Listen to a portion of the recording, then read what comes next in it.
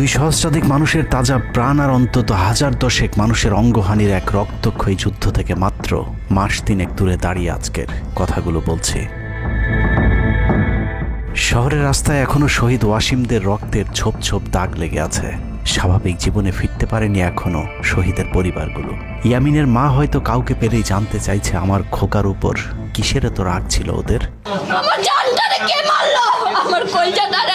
সে প্রশ্নের উত্তর হয়তো কেউ কোনোদিন দিতে পারবে না। বুকের ভেতর গুলি নিয়ে নিস্তেজ পড়ে থাকা শরীরটাকে ওরা যেভাবে কুকুরের মতো টেনে হিঁচড়ে খেয়েছে, সভ্য এই সমাজে সেই উত্তর কি আসলেই আছে? পুড়ে যাওয়া লাশগুলোর কথা মনে করে সারা জীবন হয়তো হৃদয়টা পুড়তে থাকবে হতভাগা সেই মায়েদের। শহীদ ওমরের মা এখনো মানুষ পেলেই হয়তো প্রশ্ন করছে, আমার ছেলের বুকে ওরা এতগুলো গুলি কেন করলো? মারার জন্য তো একটা গুলি যথেষ্ট।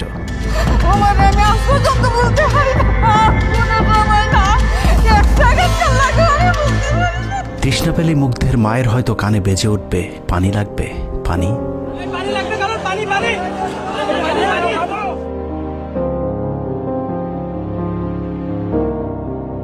শুনেছি স্বাধীনতা অর্জনের চেয়ে রক্ষা করা অনেক কঠিন। স্বাধীনতার এই পতাকা সমুন্নত রাখতে যারা জীবন দিয়েছেন তাদের সে রক্ত যেন বৃথা না যায়। এ পতাকার জন্য যেন আর কাউকে জীবন দিতে না হয়। স্বাধীনতার এমন যুদ্ধ আর দেখতে চাই না। এ যুদ্ধের প্রতিপক্ষ অনেক হিংস্র, খুব নিষ্ঠুর। ওরা বুকে গুলি নিয়ে কাতরাতে থাকা মানুষকেও শান্তিতে মরতে দেয় না। ওরা আরও রক্ত চায়। 15 বছর মুসলিম নিধন করে ওদের এতটুকু অনুশোচনা নেই। রক্তের নেশায় এখনো বুঁদ হয়ে আছে হিংস্র পশু আত্মাগুলো। এদিকে এক পক্ষ নিজেদেরকে বিজয়ী ভেবে ঘরে ফিরেছে। ঘরে ফেরার আগে যাদের বাড়ি ঘরে আগুন দিয়ে ঘর থেকে বের করেছিল, সেই শত্রুকেই আবার তুলে নিয়েছিল নিজেদের ঘরে। ছাত্রলীগ নিষিদ্ধের কথা বলছে। এই নিষিদ্ধ করবার ম্যান্ডেটটা, নিষিদ্ধ করবার অধিকারটা তাদেরকে কে দিল? তারা এদেশের মানুষ, রাজনীতি করার অধিকার সকলের আছে। আমাদের কেড়ে নেওয়া যেমন অন্যায় ছিল, আমরাও আরেকজনের কেড়ে নেওয়ার অধিকার, এটা আমরা এভাবে বলি। আওয়ামী মানবরূপী দানব ঘাড়ের উপর বিষাক্ত কার্বন ডাই অক্সাইড ফেলছে, আর আমরা সেটাকে অক্সিজেন ভেবে বুকে নিচ্ছি। বিষাক্ত সাপ থেকে নিরাপদ না হয়ে সাপ নিয়ে খেলার পরিণতি কি হতে পারে সেটা বুঝতে খুব বেশি দেরি করবার প্রয়োজন নেই। আমার এই বার্তা আপনাদের কাছে পৌঁছানোর কয়েক ঘন্টা পরেই আপনার ঘরে যে শত্রুকে জায়গা দিয়েছিলেন তাদের সেই বিষমাখা মুখের বিষ আপনার গায়ে নেয়ার জন্য প্রস্তুত থাকুন। পূর্ব দিকে তাকিয়ে দেখুন, আকাশ আবারও কালো হয়ে এসেছে। খুটখুটে অন্ধকার দেখে ঝড়ের গতি যতটুকু ভাবছেন, অন্ধকারের সেই ঝড়ো বাতাস আসলে আলোর চেয়েও বেশি গতি নিয়ে ধেয়ে আসছে সবকিছু লণ্ডভণ্ড করে দিতে। প্রলয়ঙ্করী সেই ঝড়ের কবল থেকে প্রিয় মাতৃভূমিকে বাঁচাতে হলে দেশ রক্ষার পবিত্র দায়িত্ব যাদেরকে দেয়া হয়েছে, চলুন দেখে আসি তারা আসলে কতটা প্রস্তুত। জুলাইয়ের মাঝামাঝি পর্যন্ত সেনাবাহিনী ছাত্র আন্দোলন নিয়ে তেমন মাথা ঘামায়নি। ছাত্রলীগ যেদিন ঢাকা বিশ্ববিদ্যালয়ে ছাত্রীদের উপর আক্রমণ করেছিল, মূলত সেদিন থেকে সেনাবাহিনীর অভ্যন্তরীণ বিভিন্ন গ্রুপগুলোতে আলোচনা সমালোচনা শুরু হয়।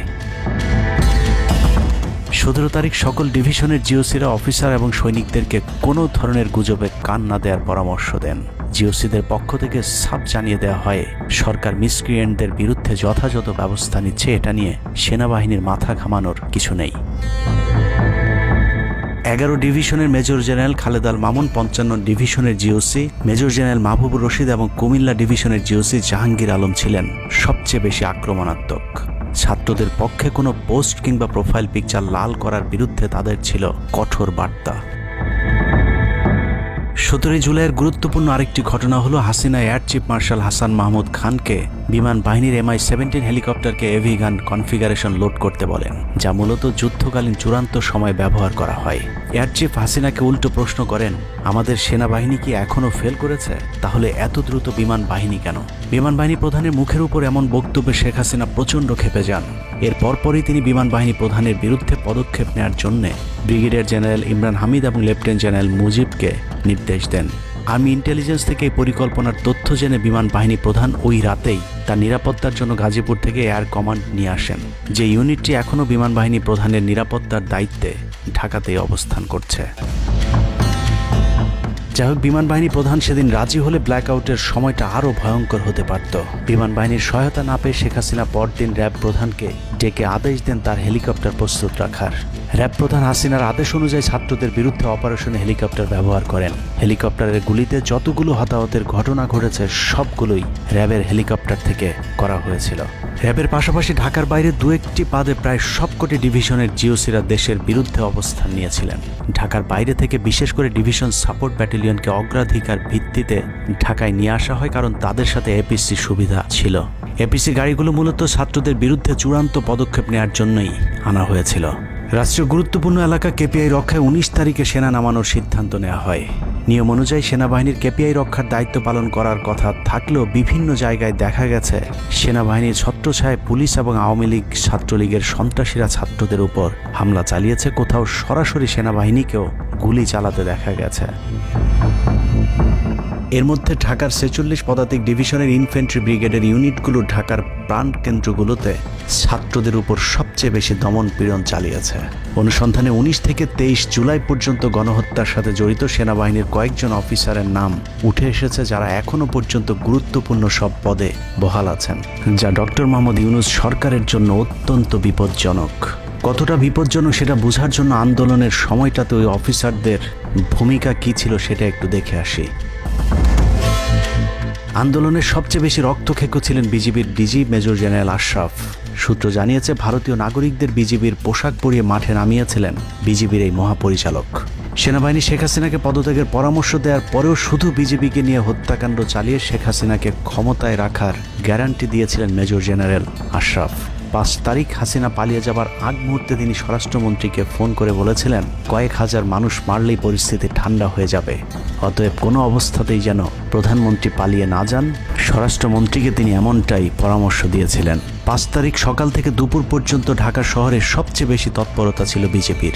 ওই দিন সকাল থেকেই ঢাকার প্রবেশ পথগুলোতে চেকপোস্ট বসিয়ে তল্লাশি চালিয়েছিল মেজর জেনারেল আশরাফের বিজিবি। বিজিবির একটি সূত্র জানিয়েছে, বিজিবি মহাপরিচালক প্রতিদিন সিওদের কাছ থেকে হিসেব নিতেন কে কতজন ছাত্র হত্যা করেছে। বিজিবি মহাপরিচালকের নির্দেশনায় খুনের সেই প্রতিযোগিতায় সবচেয়ে ভালো পারফর্মার ছিল কর্নেল রিদওয়ান। সূত্রের মতে ছাত্র আন্দোলনে বিজিবি অন্তত 500 শিক্ষার্থীকে গুলি করে হত্যা করেছে। বিজিবি প্রধান এবং রিদওয়ানের মতো তার অনুগত অফিসারদের জেলে থাকার কথা, কিন্তু তারা এখনও গুরুত্বপূর্ণ সব দায়িত্ব পালন করে যাচ্ছে। আর মেজর জেনারেল আশরাফ এখন পর্যন্ত বিজিবি প্রধানের চেয়ারেই বসে আছেন। 46 ডিভিশনের brigade commander brigadier general Imran 24শে জুলাই রাতে তড়িঘড়ি করে বের হচ্ছিলেন। এ সময় পাশ থেকে আরেকজন অফিসার তাকে জিজ্ঞেস করেছিলেন কোথায় যাচ্ছেন। তিনি তখন বলেছিলেন শিকারে যাচ্ছি। শিকার শেষে পরদিন নিজেদের মধ্যে কতজনকে গুলি করে মেরেছেন তা নিয়ে হাসাহাসি করেছিলেন brigade commander brigadier general Imran. Brigadier Imran 5 তারিখ যারা কুয়ের পরিকল্পনা করেছিলেন তাদের মধ্যে অন্যতম। যদিও সেনা প্রধানের দূরদর্শিতায় তা সম্ভব হয়নি, কিন্তু অদৃশ্য কারণে তার বিরুদ্ধে এখনো পর্যন্ত কোনো ব্যবস্থা নেওয়া হয়নি। কুমিল্লার জিওসি মেজর জেনারেল জাহাঙ্গীর আলমের পাঠানো কুমিল্লার 15 বিট সাপোর্ট ব্যাটালিয়নকে বাড্ডায় ছাত্রদের দমনে নামানো হয়েছিল। আপনাদের মনে থাকবার কথা, 4 তারিখ দুপুরে কুমিল্লার একটি ভিডিও সোশ্যাল মিডিয়াতে ছড়িয়ে পড়েছিল, যেখানে দেখা গিয়েছে সেনাবাহিনীর একটি এপিসি থেকে পুলিশের দিকে লক্ষ্য করে ফায়ার করা হচ্ছে। অনেকের মাঝে একটি ভুল ধারণা রয়েছে যে কুমিল্লা ক্যান্টনমেন্টের সেনাবাহিনী হয়তো ছাত্র জনতার পাশে দাঁড়িয়েছিল। মূল ঘটনা হলো 4 তারিখ দুপুর 11টার দিকে সোশ্যাল মিডিয়াতে ছড়িয়ে পড়া ওই ভিডিওটি একজন জুনিয়র অফিসারের ব্ল্যাঙ্ক ফায়ার। ওই সময় ছাত্রদেরকে দেখা যায় এপিসির পাশে উল্লাস করতে। ঘটনার পরপর কুমিল্লার কুখ্যাত সন্ত্রাসী এমপি বাহার শেখ হাসিনার মিলিটারি সেক্রেটারিকে বিষয়টি ফোন করে জানালে উক্ত এপিসি ইউনিটটিকে ক্যান্টনমেন্টে ব্যাক করান জিওসি জাহাঙ্গীর আলম। ওই ঘটনাটিকে তিনি পরবর্তীতে নিজের ক্রেডিট হিসাবে মানুষের সামনে তুলে ধরে নিজেকে আওয়ামী বিরোধী হিসেবে চালিয়ে দেওয়ার চেষ্টা করেছেন, যার ফলশ্রুতিতে তিনি ডিজিএফআই প্রধানের মতো গুরুত্বপূর্ণ একটি পদ বাগিয়ে নেন। অথচ 4 তারিখ ওই ঘটনা বাদে কুমিল্লায় সবখানে সেনাবাহিনীর পাহারায় ছাত্র জনতাকে হত্যা করেছে আওয়ামী সন্ত্রাসীরা। 5 তারিখ সেনাবাহিনীর তৎকালীন chief of general staff lieutenant general Shahinul Haque খুনিদের অন্যতম একজন।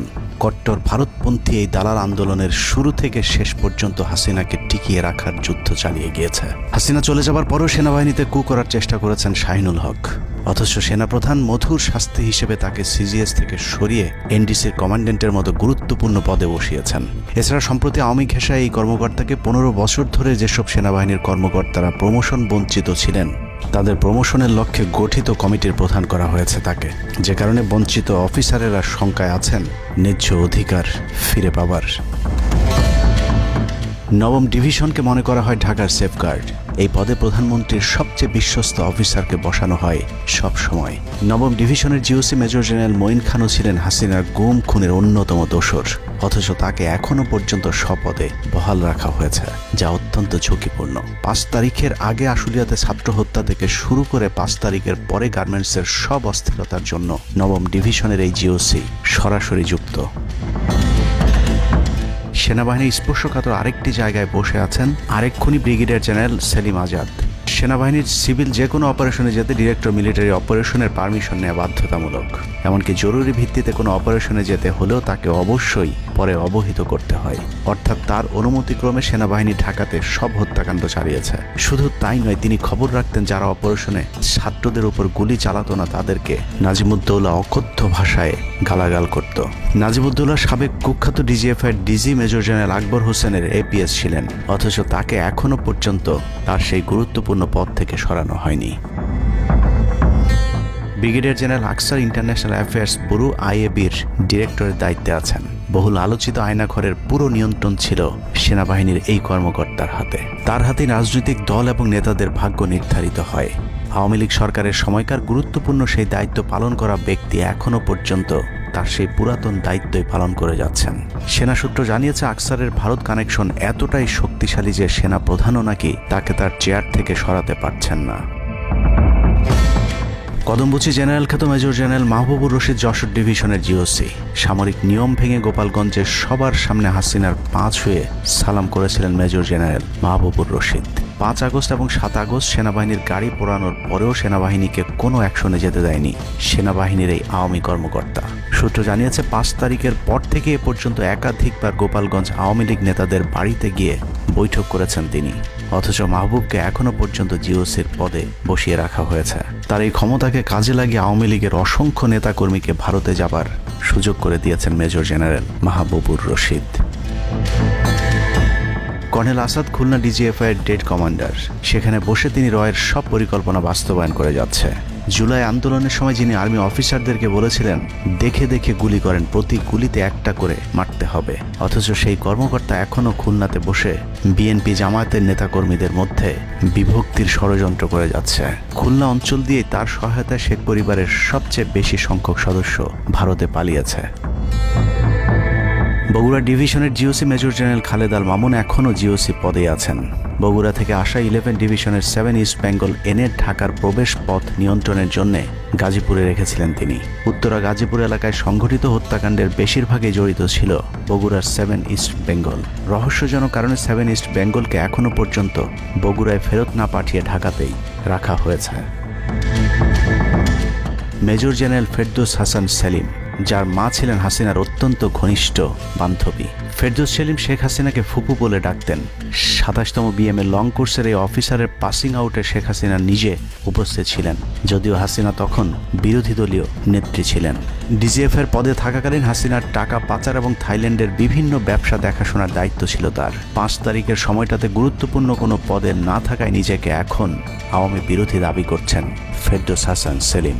ভয়ঙ্কর বিষয় হচ্ছে ডক্টর মোহাম্মদ ইউনূসকে ভুল বুঝে ইউনূসের মিলিটারি সেক্রেটারির পদে বসে সব কুটচাল চলে যাচ্ছেন major general Ferdous Hasan. Guarantee দিয়ে বলে রাখলাম, সুযোগ পেলে সবার আগে ডক্টর মোহাম্মদ ইউনূসের মিলিটারি সেক্রেটারি নিজেই ইউনূসের গলা চেপে ধরবে। অতএব যত দ্রুত সম্ভব ডক্টর মোহাম্মদ ইউনূসের মিলিটারি সেক্রেটারির পদ থেকে তাকে সরাতে হবে। শেখ হাসিনার গণভবন ঠেকাতে সবচেয়ে বেশি শক্ত বলয় তৈরি করা হয়েছিল। অনুসন্ধানে জানা যায় শেখ হাসিনাকে রক্ষা করতে গণভবনের আশপাশে সেনাবাহিনীর অন্তত 13টি অস্থায়ী চেকপোস্ট বসানো হয়েছিল, যেখানে east Bengal regiment, field regiment artillery, Bangladesh infantry regiment, infantry brigade headquarter সহ সেনাবাহিনীর বেশ কয়েকটি চেকপোস্ট বসানো হয়েছিল শুধুমাত্র শেখ হাসিনাকে রক্ষা করার জন্য। সেনাবাহিনীর এসব আর্মি অফিসারদের সম্মিলিত অপারেশনে ছাত্রদের উপর চালানো হয়েছে নির্মম নৃশংস হত্যাযজ্ঞ। কিন্তু এই হত্যাকাণ্ডই সেনাবাহিনীর ভেতরে থাকা দেশপ্রেমিক অফিসারদের বিবেকের দরজা খুলে দিয়েছিল। 20 থেকে 23 জুলাই ইন্টারনেট বন্ধ করে যে পৈশাচিক হত্যাকাণ্ড চালানো হয়েছে, সেই দৃশ্য যখন একের পর এক সামনে আসতে শুরু করেছিল, তখন সাধারণ মানুষ যেভাবে স্তম্ভিত হয়েছিল, ঠিক একইভাবে সেনাবাহিনীর বিবেকবান জুনিয়র এবং মধ্যম সারির অফিসারদেরকেও ব্যাপকভাবে নাড়া দেয়। ভিডিওগুলো যত ছড়িয়ে পড়ছিল ততই থমথমে হয়ে উঠতে থাকে সেনাবাহিনীর অভ্যন্তরীণ পরিবেশ। 27 তারিখ প্রাপ্ত গোয়েন্দা তথ্যের ভিত্তিতে সেনাপ্রধানকে জানানো হয় পরিস্থিতি নিয়ন্ত্রণের বাইরে চলে যাচ্ছে। কোনো অবস্থাতেই প্রধানমন্ত্রীকে ক্ষমতায় রেখে পরিস্থিতি নিয়ন্ত্রণ করা সম্ভব নয়। গোয়েন্দা ওই রিপোর্টে আরও জানানো হয় সেনাবাহিনীর ভেতরে বিদ্রোহের আশঙ্কা দেখা দিয়েছে। বিশেষ করে মধ্যম সারি এবং জুনিয়র অফিসারদের ভেতর ব্যাপক অসন্তোষ লক্ষ্য করা যায়। একই রিপোর্ট প্রধানমন্ত্রীর অফিসকেও অবহিত করা হয়। সেই রিপোর্টের পরেও কঠোর অবস্থানে যাবার সিদ্ধান্ত নেওয়া হয় সরকারের পক্ষ থেকে।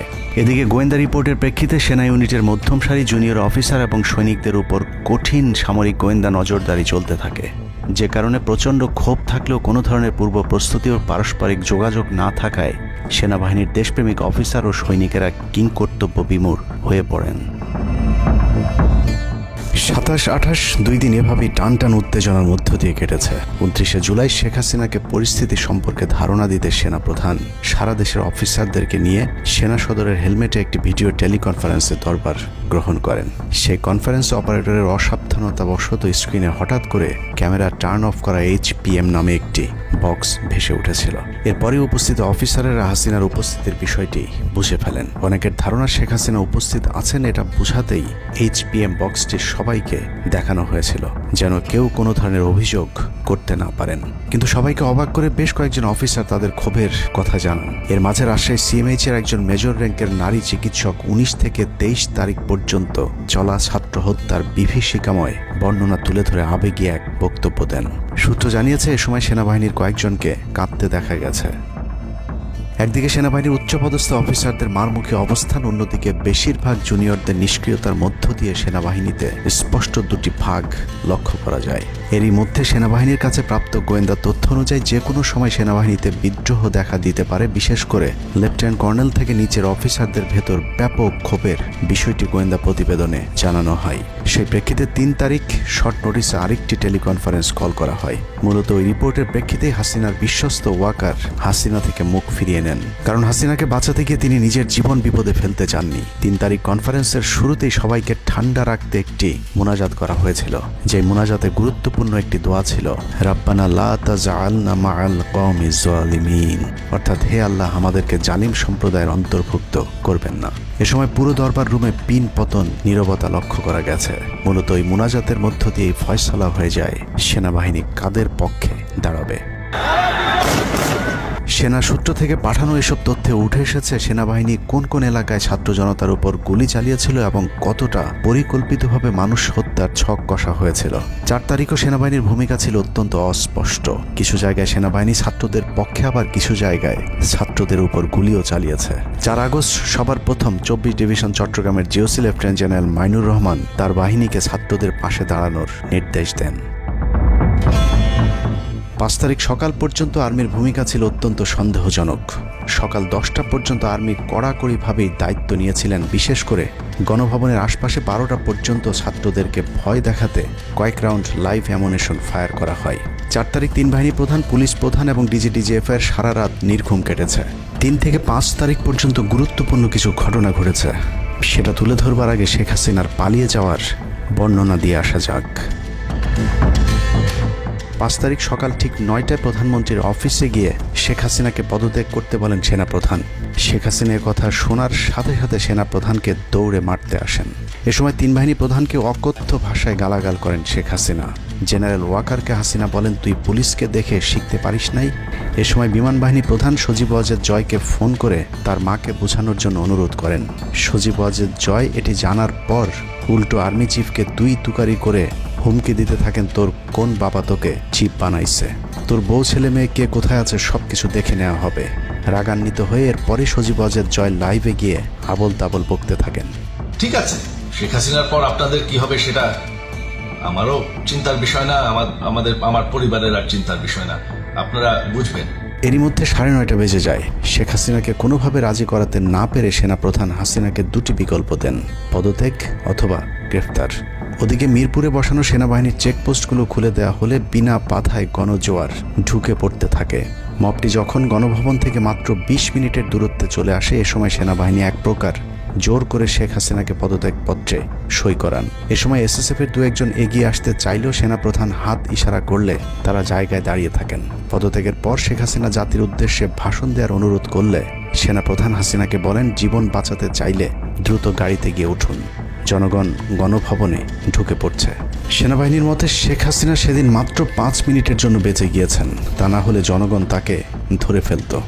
হাসিনাকে গণভবন থেকে উদ্ধার করে বিমানে ভারত পাঠিয়ে দেওয়ার জন্য মোট 3টি রুট প্ল্যান করা হয়েছিল। প্ল্যান এ, গণভবন থেকে গাড়ি বহরে বিমান বাহিনীর ব্লু স্কাই স্কুলের গেট দিয়ে তেজগাঁও বিমানবন্দরে ঢুকে ঢাকা সেনানিবাসে প্রবেশ এবং তারপর বিএএফ বেস দিয়ে বিমান বাহিনীর রানওয়েতে প্রবেশ। সেখান থেকে বিমান বাহিনীর C-130 যে বিমানে ভারতে উড্ডয়ন। দুর্ভাগ্যজনকভাবে ততক্ষণে বিপ্লবী জনতার শেওড়াপাড়া রাস্তা দিয়ে বিমান বাহিনীর ব্লু স্কাই স্কুলের গেট ক্রস করে আগারগাঁও চৌরাস্তা পর্যন্ত চলে এসেছিল। ওদিক দিয়ে ক্যান্টনমেন্টের জাহাঙ্গীর গেটও ছাত্র জনতার দখলে, তাই গণভবন থেকে গাড়িতে করে ঢাকা সেনানিবাসে ঢোকার সব পথ বন্ধ হয়ে গিয়েছিল, যে কারণে প্ল্যান বি অবলম্বন করতে হয়েছিল হাসিনাকে উদ্ধারকারীদের। প্ল্যান বি অনুযায়ী গণভবন থেকে বিমান ঘাঁটিতে যাওয়ার তখন একটাই পথ বাকি ছিল, তা হলো হেলিকপ্টারে যাওয়া। বিমান বাহিনীর MI-17 হেলিকপ্টার চন্দ্রিমা উদ্যানের পাশে বাণিজ্য মেলার মাঠে এসে অবতরণ করে। খুনি হাসিনা চন্দ্রিমা উদ্যানের পাশের রাস্তা দিয়ে বাণিজ্য মেলা মাঠে প্রবেশ করে এবং সেখান থেকেই হেলিকপ্টারে করে বিমান বাহিনী ঘাঁটিতে নিয়ে যাওয়া হয় তাকে। সেখানে গিয়ে তারেক সিদ্দিকী এবং সালমান এফ রহমানের জন্য কিছুক্ষণ অপেক্ষা করে শেখ হাসিনা। তবে শেষ পর্যন্ত সালমান এফ রহমানের পৌঁছাতে দেরি হয় শেখ হাসিনাকে নিয়ে কোনো গন্তব্য ছাড়াই 10টা 45 মিনিটে উড়াল দেয় বিমান বাহিনীর C-130 জুলিয়েট বিমানটি। সাধারণত বিমানের রুট ব্যবহারে কোড ব্যবহার করতে হলেও সেটা করেনি। রাডার ফাঁকি দিতে জীবনের ঝুঁকি নিয়ে এই পদ্ধতি অবলম্বন করা হয়েছিল।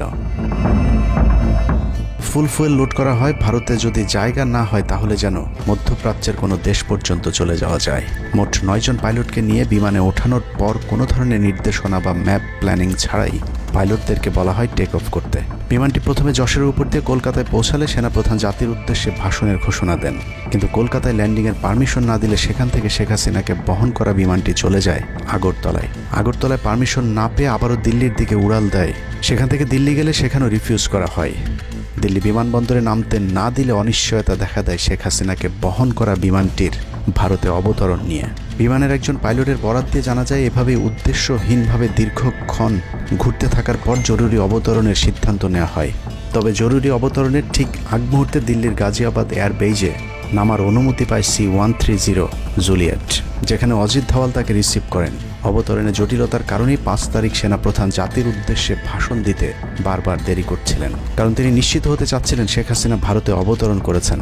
তারপরই বাংলাদেশের মানুষ মুক্তি পায় এক ফেরাউনের হাত থেকে। হাসিনা পালিয়ে যাওয়ার সেই খবর পৃথিবীর সবাই জানে, কিন্তু 3 থেকে 5 তারিখ পর্যন্ত ক্যান্টনমেন্টে কিছু ঘটনা ঘটেছে যেই ঘটনা এখনও আমাদের কাছে অজানা। 3 তারিখ সেনাপ্রধানের ওই ভার্চুয়াল মিটিংয়ের পর মোটামুটি নিশ্চিত হয়ে যায় শেখ হাসিনা অধ্যায় বাংলাদেশে শেষ। শুরু হয় ভারতের প্ল্যান বি বাস্তবায়নের প্রক্রিয়া। 3 তারিখ রাতে আসিফ নজরুলের সাথে ডিজিএফআই কার্যালয়ের পাশের একটি ভবনে আসিফ নজরুলের ঘনিষ্ঠ বন্ধু major general Hamid, lieutenant general Mujib এবং মেজর জেনারেল ফেরদৌস সেলিমের একটি গোপন বৈঠক হয়, যেখানে ভারতীয় গোয়েন্দা সংস্থার 16 জন কর্মকর্তা উপস্থিত ছিলেন। মূলত 5 তারিখ শেখ হাসিনা পদত্যাগ করার পর করণীয় নির্ধারণ করতেই ওই বৈঠক অনুষ্ঠিত হয়। দীর্ঘ বৈঠক শেষে মোট 3টি বিকল্প নির্ধারণ করা হয়। প্রথমটি জরুরি অবস্থা জারি করে সেনাবাহিনীর হাতে ক্ষমতা দেয়া, দ্বিতীয়টি আসিফ নজরুলকে প্রধান উপদেষ্টা করে একটি অন্তর্বর্তীকালীন সরকার গঠন। অন্তর্বর্তীকালীন সরকারের ভেতরে যেন ভারতীয় বলয়ের লোকজন বেশি সংখ্যায় রাখা যায় সেটা নিশ্চিত করার ব্যাপারেও আলোচনা হয় বৈঠকে, এবং সেটা নিশ্চিত করতে আসিফ নজরুলের পেছনে সেনাবাহিনীর ওই অংশটির সর্বোচ্চ সাপোর্ট থাকারও নিশ্চয়তা দেওয়া হয়। মূলত আসিফ নজরুলকে সামনে রেখে সেনাবাহিনীর মাধ্যমেই দেশ চালানোর পরিকল্পনা করা হয়েছিল 3 তারিখের ওই গোপন বৈঠকে। 4 তারিখ 3 বাহিনী প্রধানের মধ্যে দফায় দফায় বৈঠক চলেছে। সেই বৈঠক থেকে সিদ্ধান্ত হয় 5 তারিখ সকাল 9টার মধ্যে শেখ হাসিনাকে চূড়ান্তভাবে পদত্যাগের বিষয়টি জানিয়ে দেওয়া হবে। এর পরপরই আসিফ নজরুলকে আবারও ক্যান্টনমেন্টে ডেকে আনা হয় এবং শেখ হাসিনার পদত্যাগের পর আওয়ামী নেতা কর্মীদেরকে যতটা সম্ভব নিরাপত্তা দেয়া, বেসরকারি বিভিন্ন প্রতিষ্ঠানগুলোতে যতটা সম্ভব আগের কর্মকর্তাদেরকে রেখে দেয়া এবং বিটিআর হত্যাকাণ্ড নিয়ে কোনো ধরনের পদক্ষেপ না নেওয়ার সহ বেশ কিছু করণীয় ঠিক করে দেওয়া হয়। দীর্ঘ সেই আলোচনার কারণে 4 তারিখ সারা রাত ক্যান্টনমেন্টে অবস্থান করেছেন আসিফ নজরুল। তাৎক্ষণিক আসিফ নজরুলের কাঁধে দুটি দায়িত্ব দেওয়া হয়: আর্মির প্রতি সকলের আস্থা তৈরি করা এবং হাসিনার পদত্যাগের পরপর ছাত্রদেরকে সেনাবাহিনীর নিয়ন্ত্রণে নিয়ে আসা। কথা মতো আসিফ নজরুল 4 তারিখ রাত এবং 5 তারিখ খুব সকালে ক্যান্টনমেন্টে বসে ফেসবুকে তিনি দুটি পোস্ট করেন। পোস্টের প্রথমটি 4 তারিখ রাতে সেনাবাহিনীকে প্যাট্রিয়ট সম্বোধন করে করা হয়, যেন সেনাবাহিনীর প্রতি ছাত্র জনতার আস্থা বেড়ে যায়, এবং পরেরটি সংখ্যালঘুদের বাড়িঘরে হামলা না চালানোর অনুরোধ করে পোস্ট করা হয়। দুপুর 12টার আগে আসিফ নজরুলের করা হিন্দুদেরকে নিয়ে ওই পোস্টে প্রমাণ করে আসিফ নজরুল আগে থেকেই জানতেন কিছুক্ষণ পর আসলে কি ঘটতে যাচ্ছে। আমরা এখন আর্মি চিফের সাথে একটা আলোচনায় আছি। আমি যতটুকু ওনার সাথে কথা বলেছি, আমার কাছে মনে হয়েছে, আশা করছি আপনাদের জন্য অনেক বড় সুসংবাদ আসছে।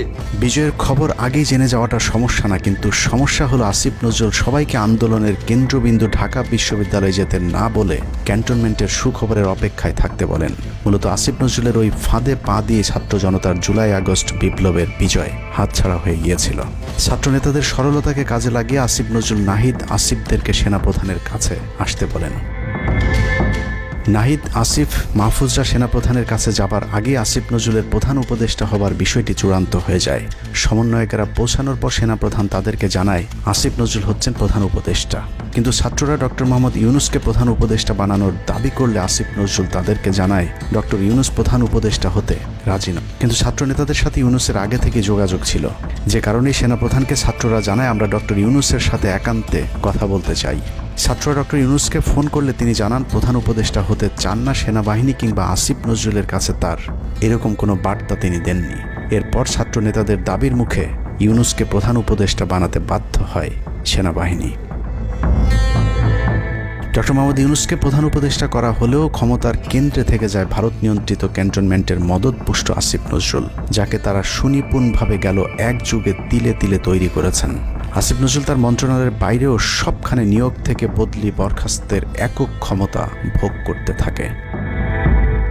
একদিকে সেনাবাহিনীর ছত্রছায়া আসিফ নজরুলের হাত ধরে ভারতীয় এজেন্টদেরকে গুরুত্বপূর্ণ সব পদে বসানো হচ্ছিল, অন্যদিকে চলছিল পুরো দেশ দখলের ভয়ঙ্কর ষড়যন্ত্র। কিন্তু ছাত্রদের চাপের মুখে আসিফ নজরুলের পরিবর্তে ডক্টর মোহাম্মদ ইউনুসের প্রধান উপদেষ্টা হবার বিষয়টি কোনোভাবেই মেনে নিতে পারেনি সেনাবাহিনীর ভারতপন্থী অংশটি, যে কারণে 5 তারিখ রাতেই একটি ব্যর্থ সেনাকুয়ের ষড়যন্ত্র করা হয়েছিল। 5 তারিখের পরপর ইউনুসের একের পর এক ভারতীয় আগ্রাসন বিরোধী বক্তব্যে আতঙ্কিত হয়ে ওঠে ভারতীয় বলয়, যে কারণে 8 তারিখ শপথ নেয়ার আগেই ডক্টর মোহাম্মদ ইউনুসকে হত্যা করে সেনাকুয়ের আরেকটি চেষ্টা চালায় সেনাবাহিনীর ওই অংশটি। 8 তারিখ ডক্টর ইউনুসের নেতৃত্বে নতুন সরকার শপথের ঠিক আগ মুহূর্তে একটি সেনাকুয়ের চেষ্টা করা হয়। কুয়ের নেতৃত্ব দেন লেফটেন্যান্ট জেনারেল মুজিব এবং মেজর জেনারেল হামিদুল হক।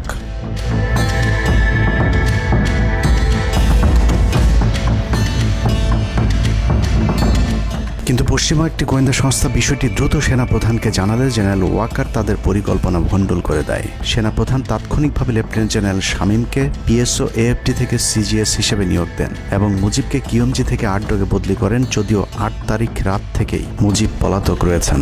এরপর 12 সেপ্টেম্বর তাকে সেনাবাহিনী থেকে বরখাস্ত করা হয়। একই দিনে লেফটেন্যান্ট জেনারেল হামিদুলকে স্বেচ্ছায় অবসরে পাঠানো হয়। এনডিসি থেকে মেজর জেনারেল সাইফুলকে মিনিস্ট্রি অফ ফরেন অ্যাফেয়ার্স এবং চিফ অফ জেনারেল স্টাফ শাহিনকে এনডিসিতে পাঠানো হয়। কয়েকজনের ব্যাপারে পদক্ষেপ নেওয়াটা যেমন স্বস্তির, তেমনই ষড়যন্ত্রকারীদেরকে যেখানে বদলি করা হয়েছে তাদের প্রতিটি পদই অত্যন্ত গুরুত্বপূর্ণ, যা বর্তমান সরকার এবং দেশের স্থিতিশীলতার জন্য চরম বিপজ্জনক। কতটা বিপজ্জনক সেটা জানতে চলুন শুরুতেই যে প্রলয়ঙ্কারী ঝড়ের কথা বলেছিলাম সেখানে ফিরে যাওয়া যাক। ভারতীয় গোয়েন্দা সংস্থা 5 তারিখের পর থেকে দেশে নানাভাবে একটা সাম্প্রদায়িক দাঙ্গা বাঁধানোর চেষ্টা চালিয়ে যাচ্ছেন, যেটাকে কেন্দ্র করে বাংলাদেশে একটা সামরিক অভিযান চালানো যায়। এই দাঙ্গা বাঁধাতে ভারতীয় গোয়েন্দারা আওয়ামী লীগ, হিন্দু এবং ইসকনকে কিভাবে ব্যবহার করছে সেই পরিকল্পনার ছক এখন বাংলাদেশি গোয়েন্দাদের হাতে। একটি গোয়েন্দা সংস্থা থেকে যেসব তথ্য আমার কাছে পৌঁছেছে তা রীতিমতো এই দেশের অস্তিত্বের জন্য হুমকি স্বরূপ। আওয়ামী লীগ, হিন্দু আর ভারতের এই চক্রান্ত যদি সঠিকভাবে মোকাবেলা করা না যায় তাহলে অচিরেই বাংলাদেশের অবস্থা হবে হায়দ্রাবাদের মতো। জননেত্রী শেখ হাসিনাকে দেশ থেকে সরে যেতে বাধ্য করেছেন। বাংলাদেশকে নিয়ে ভয়ঙ্কর এই চক্রান্তে জড়িত আওয়ামী লীগ, সনাতনী এবং ইসকনের অন্তত 40টি হোয়াটসঅ্যাপ গ্রুপ এবং জুম মিটিংয়ের ভিডিও হাতে পেয়েছে গোয়েন্দারা। গোয়েন্দাদের কাছে প্রাপ্ত এসব তথ্যে যা উঠে এসেছে তা আটকে ওঠার মতো।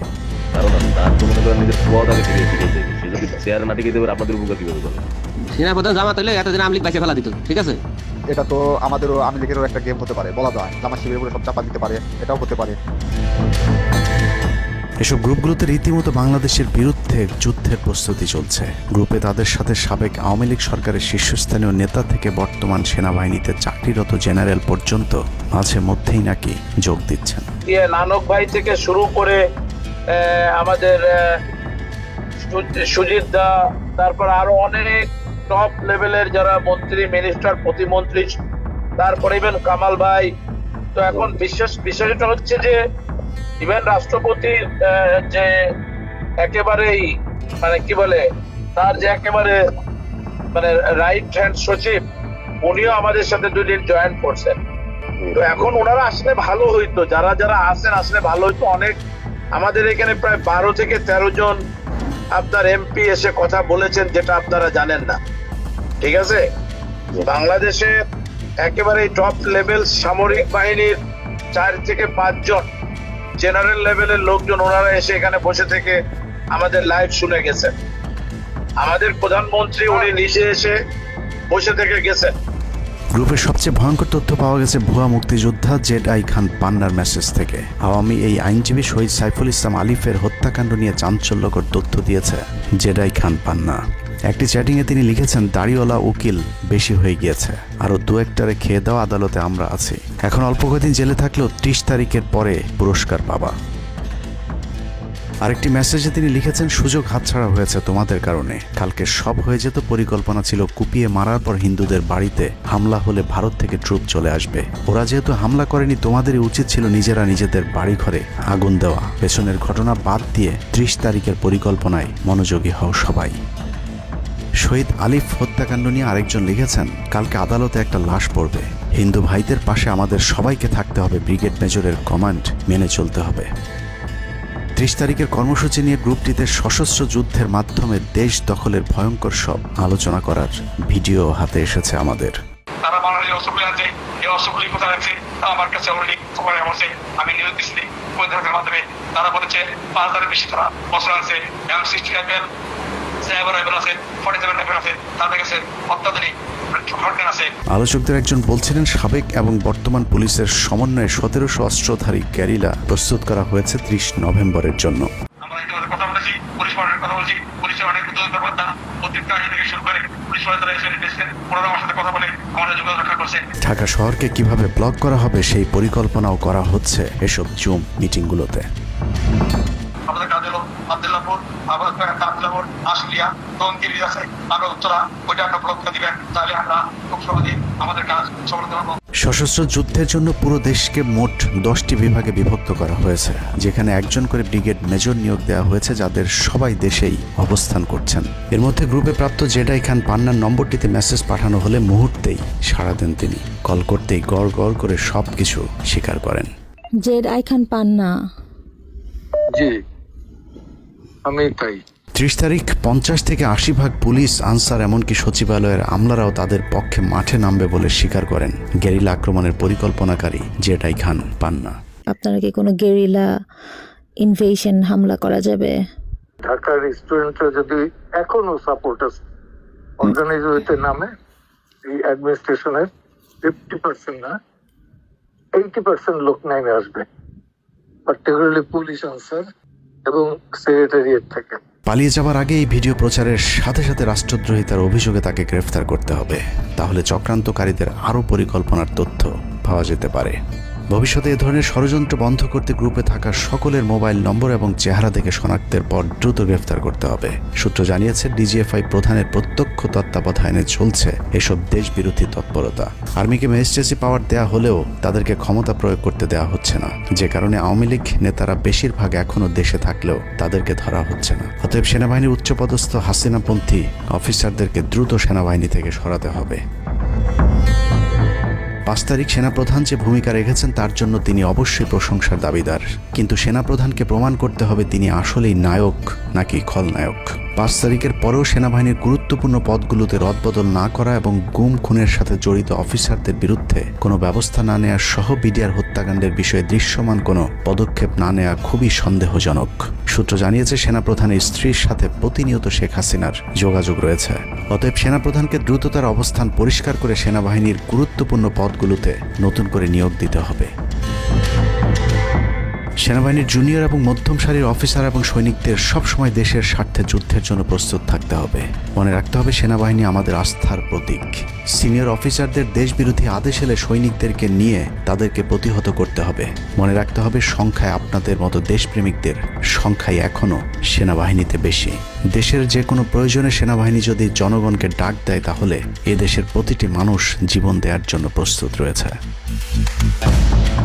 ডক্টর মোহাম্মদ ইউনূসের পাশে থাকা ভারতীয় গুপ্তচর আসিফ নজরুল, মিলিটারি সেক্রেটারি ফেরদৌস হাসান সেলিম এবং প্রেস সেক্রেটারি শফিকুল আলমকে দ্রুত সরাতে হবে। প্রধান উপদেষ্টার সাথে ছাত্র নেতাদের সাক্ষাতের পথ সহজ করতে হবে। আসিফ নজরুলরা অসৎ উদ্দেশ্যে মাহফুজ আলমকে তার পাশ থেকে সরিয়েছে। অতএব যত দ্রুত সম্ভব মাহফুজ আলমকে আবারও বিশেষ সহকারীর পদে ফিরিয়ে আনতে হবে।